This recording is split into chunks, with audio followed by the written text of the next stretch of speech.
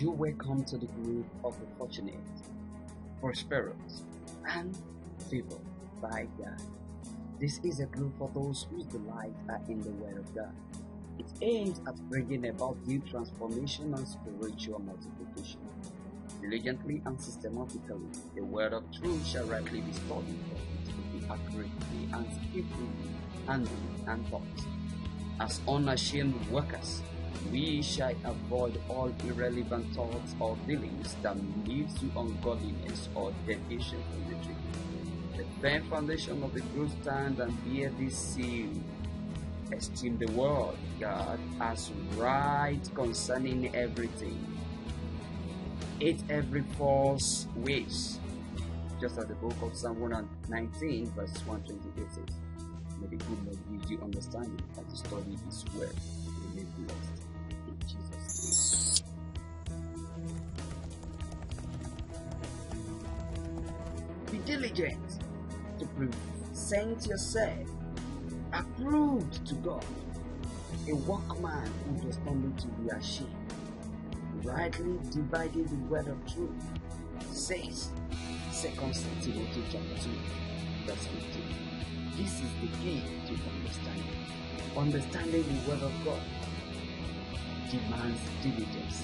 Therefore, we're going to consider the basic principles and rules of Bible study, and those rules must be diligently followed.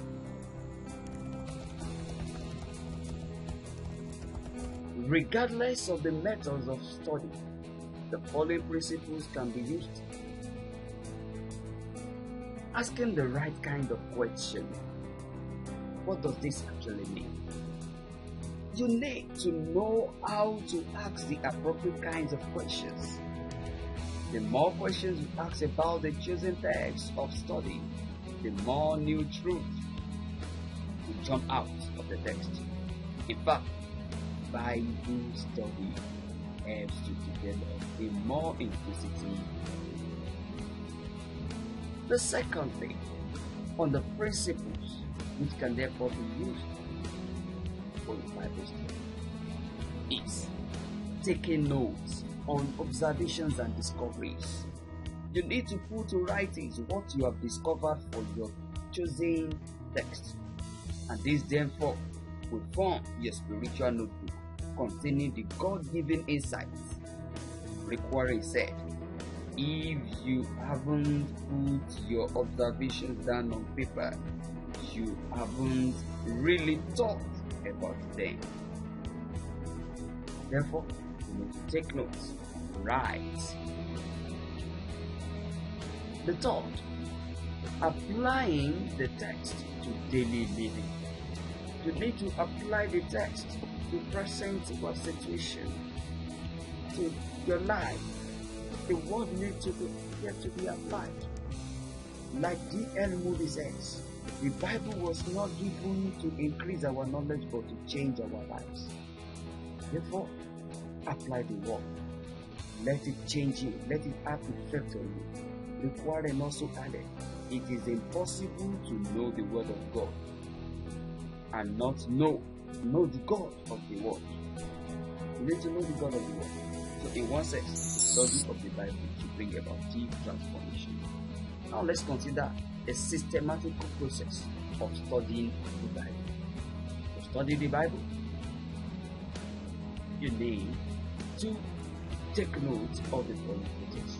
The process of studying the Bible requires a general survey of the historical context. You need to confirm the limits of the passage. You need to establish the text. And then you need to do what we call the word study. There must be a word that will catch your attention, and that's the word focus. And then you go over to the word relations or analysis, whereby you consider the general usage of a word in the Bible. There are tools that you can use to perform this. We look at the way in which the words are being used in the classical period. We look at the way in which the Old Testament makes use of the word. the way the New Testament makes of the word, and then for how the author of the particular book you are considering and how it is using the chapter. You need to know the historical, cultural background, and then you can therefore apply the word to the living. What are the do's? The don'ts of Bible study. There are things you are expected not to do. Do not do it with the attitude of finding some truth that no one else has ever seen. Do not study to impress others. Do not complain or run into argument, especially when you are dealing with a group. Do not exegete by placing meaning which is not originally present in the text. This is actually wrong. Don't put words in the mouth of the author. Let the author speak. Let God speak to you with His word.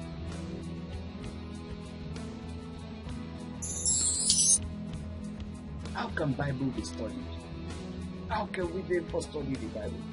To study the Bible, you need to take note of the following. Rick Warren gave a list of 12 Bible study methods in his book. He said the Bible can be studied devotionally, and that is the devotional method. We also have the chapter summary method. We have the character quality method. We have the thematic method. This has to do with things, certain subject matter that are found in the text that we've chosen to study. And the biographical method is another method for studying the Bible. You just follow all the steps and consider the kind of method you want to use. The method you use will then help you to be able to come up with the proper Bible study. The other 7 methods are the topical method, the word study method, the book background method, the book survey method, the chapter analysis method, the book synthesis method, the verse by verse analysis method. These are the methods which were prescribed by the Warren. Martin Luther said something. He said, studying the Bible is like you trying to get the ripest fruits from a tree. The first attempt, you may decide to shake a whole tree. Shaking the whole tree is you trying to consider what the whole Bible centered on, studying the whole Bible. You may decide to go further and shake each limb. Shaking each limb talks about the books of the Bible. You may also go further, shaking each branch, each of the branches of the tree, and that is you considering the chapter of the Bible. You may also decide to shake each twig, and that has to do with you are trying to study the paragraph by paragraph, sentence by sentence, the word of God. You can look into or look under each leaf to get. I guess this song, it has to do with you at the word that catch your attention. Those are the words. What are the necessary tools for the Bible study? Those are the items you therefore find on the page. You need a study Bible. You need contemporary Bible translations. You need an exhaustive concordance. You need a Bible dictionary or a Bible encyclopedia. You need to get a topical Bible. You need a set of word studies. You need a Bible handbook. You need Bible commentaries. Not just one commentary. One commentary will be enough. You need to place balance on the commentaries that you have actually gathered for your Bible studies. Because those commentaries are just comments made by several scholars which have gone through the Bible, just like you are also trying to do, studying the Bible. So you need to place balance by considering commentaries also try to get Bible commentaries. Just like doctors have their answers, as a Bible student, we also need to get the tools in order to unfold the revelations in the Word of God. Let me also check the website to find on the BibleOff.com. That will also help you in the Bible study. But mind you need to take note that for you to perform the Bible study in a proper way, let your ears be open that you may hear from God.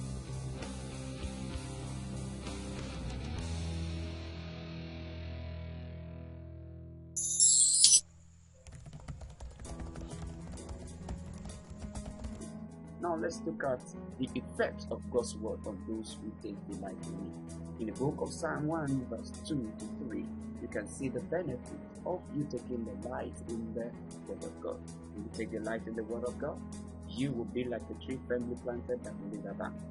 You shall yield fruit in its season, and that's to tell you that God loves those who bear fruit. He wants you to bear fruit, and I pray your fruit will remain. You will remain active, strong, and and you will prosper and come to much of it.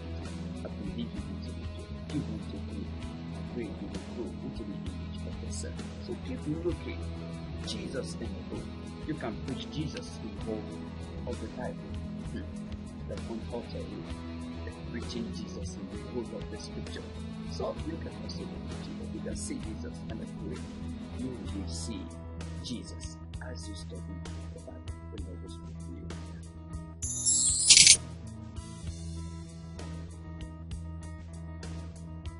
I believe you have been rightly guided on how to perform a better Bible study. Probably you have a question or comment. Gladly send it through the comment box or forward it to the mailbox below of Class News. Let's go. Bless you.